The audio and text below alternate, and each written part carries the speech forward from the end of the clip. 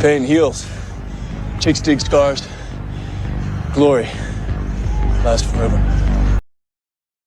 Progress on the WNBA CBA negotiations, and we are here to talk about it. Welcome back to the channel. Thank you so much for being here.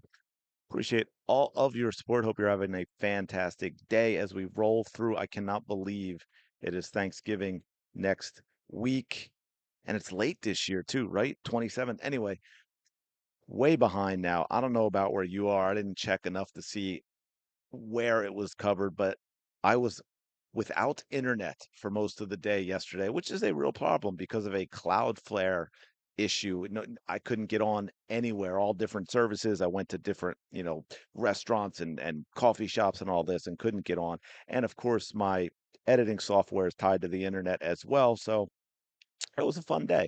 Anyway, I wanted to, quick note, the first episode. Now, the first one's a short one, but I should have the first episode up of the Caitlin Clark Beyond the Logo coming up in shortly in a couple days by the end of this week. So I will let you know about that. I will post about it as well. So let's dig into this. We have sort of new information. Now we know about the possibility of salary increases and so forth, but now we have more, official proposal type numbers. As you can see here, WNBA's current CBA proposal includes max salary of more than 1.1 million. I think the last we saw was something around between 8 and 900,000, minimum salary of more than 220,000, the average salary of more than 460,000. The average doesn't really mean anything. The mean actually means more, but anyway, but still you can see now it goes from 220 to 1.1 as opposed to what 60 something to max 249. Now this person says they're trying to do everything but give the players their revenue share. My understanding from everything I saw, which includes this from the NP, the AP, it includes revenue share with a maximum salary of more than 1.1 million. Now I don't know what that revenue share percentage is. That hasn't been put out that I have seen, and you don't know obviously like what the increases mean in terms of tying to salary. So of course, this does not mean it's going to be a done deal and then we're going to get moving on everything else, but it is progress in the right direction because the players are getting these massive salaries and they are getting tied to revenue share as well. And yet we still have people like this, actual fans celebrating this like it's not disrespectful. The absolute entitled, delusional nonsense. This is why we can't have nice things. Yes, yapping is a perfect username for you, you unbelievable clown.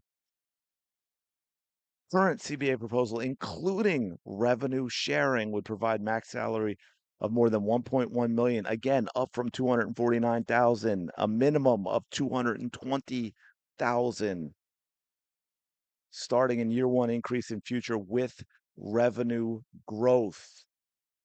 How you can say this is disrespectful is it's obscene is what it is. This league was built by the men of the NBA, and I don't say that to be nasty or to demean. My point being, men, whether you like that they were in that position or not, and that's a whole different conversation, they are the ones that put this league together and gave it its legs and gave it its time. And to sit here and say that now when they actually have attendance thanks to Caitlin Clark, they have eyeballs thanks to Caitlin Clark, and to sit here and say an increase like this is somehow disrespectful and they've been given 30 years to build this league and they still couldn't do it until Caitlin Clark rolled around. Come on now. Come on now. WNBA's latest CBA proposals. With revenue sharing. Catch that, with revenue sharing. WNBA officials updated the board on the latest proposal at meetings this week. The person told the Associated Press on condition of anonymity because ongoing negotiations are private. What that means is this was an approved leak. Okay, they can't put a name to it because of the privacy and all that, but this is an approved leak. And we haven't heard a lot from players recently, right? So this may be something that they got and said, hey, you know what? This might make a little bit of sense. Obviously, it's a huge increase in terms of salaries. But here's the other thing that goes on with this as well. So I want to get into this because there's been a little bit of an update. They're kind of rolling it out like unrivaled. We have this is, Project B, the league in Saudi. Yeah, Jewel Lloyd now headed to Project B, as you can see here. So they've got Jewel Lloyd signed. If we scroll down a bit, well, you'll see this. They have Jonquel Jones headed to Project B. We already know, if we scroll down a bit more, we already know about Alyssa Thomas headed to Project B. And of course, we know Nneka Agwumike headed to Project B. And I don't know, this might have something to do with what the WNBA is doing, but these are in context within the WNBA world. These are big names that are headed over to play in Saudi Arabia. Now, obviously, they've set aside their morality and their morals and their activism and all that they like to shout about here in the United States in order to shut up and play ball over there and collect their bag. Just saying, so maybe take some of the things they say with a grain of salt when they open their mouths and speak truth to power in America. And this also, again, we have this foundational problem. The reason I mentioned NECA of the women negotiating the CBA are not just players, but have equity stakes, owners, co-founders, equity stakes, some type of ownership in the leagues in which they're playing, whether it is Project B or whether it is unrivaled. That clearly the WNBA has decided to let that go, not fix that. I don't understand what the players are doing. If I were a player in this league, I would be up speaking loud and clear, say, hey, we cannot have these people representing us in negotiations because they don't have our best interest at heart. Because not having a WNBA season benefits them. And you can all say, oh, they don't compete and they play it. I'm sorry. It is absolutely a competition, especially unrivaled being a league in the United States. To say it's not a competitor is absolutely absurd. And then, of course, you do get people, like I said, there's no revenue to share. The players have no revenue share. They just want to take out of CC's share. Why don't they ask for their own individual shares instead of all of them sharing from one person?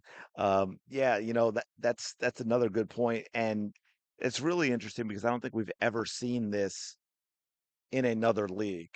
Now, of course, you could talk about how Michael Jordan grew the NBA and Tiger Woods helped grow golf from where it was, but I still think that this is a much different situation. This is much more dependent on one person in a league that has never seen success the way the WNBA has in terms of, you know, live attendance, in terms of media attention, in terms of ratings for games on TV. It's very, very one person dependent. So it's going to be interesting to see how this goes forward because, again, while you can extend things to a degree to where maybe you even have a shortened season and so forth.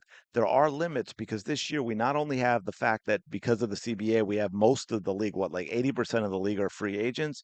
We also have to have a draft for the expansion teams and then the college draft as well. So they're definitely up against it in terms of times. I believe they have the extension to November 30th. I haven't heard anything about them extending that further, although my guess is with this proposal out there, most likely that is going to get extended again. So, anyway, let me know your thoughts in the comments below. As always, smash the like button, subscribe to the channel. I really do appreciate it. Uh, it was a false alarm the other day when I said in the video we're growing again with the subs. We're going the other way again. We're going backwards, and we're heading down to 14.7. But anyway, I will talk to you later.